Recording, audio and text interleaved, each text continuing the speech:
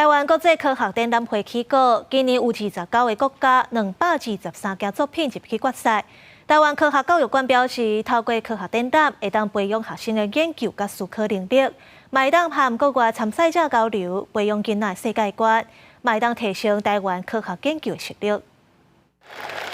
无共国家的学生伫实验山顶悬画家己的国旗，展现代表国家的勇武，佮有爱科学的心。台湾科学教育馆表示，台湾国际科学展览会办到今已经第23年，侪国中生、高中生透过科学展览，打破科学教育传统的纸笔测验，用实做培养研究的精神，了解科学理论。这个专题的话，可能直接进到研究室做实验。所以他了解一个科学理论的形成的整个过程，从整个找题目到找资料，到实验室实验，到外面到实验结果出来。所以我们经过这个比赛的时候，我们训练很多学生他研究的能力，他不是考试的能力。今年台湾的国际科展计共有29国658个师生，233件作品进入决赛，参与人数搁再突破新冠纪录，有数学、自然、医学、工程各种类型的专题。教育部也表示，愈来愈侪国家同齐参与交流，会使让台湾学生的视野搁较宽，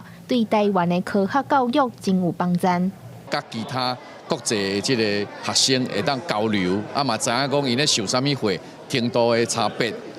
研究的项目有啥物无共款吼。安尼后摆因得到这个代表权去出国比赛时呢，因就较知影讲因要用啥物作品，用啥物主题来甲人竞争，来甲人交流吼。所以这对台湾囡仔的这个科学研究的能力提升。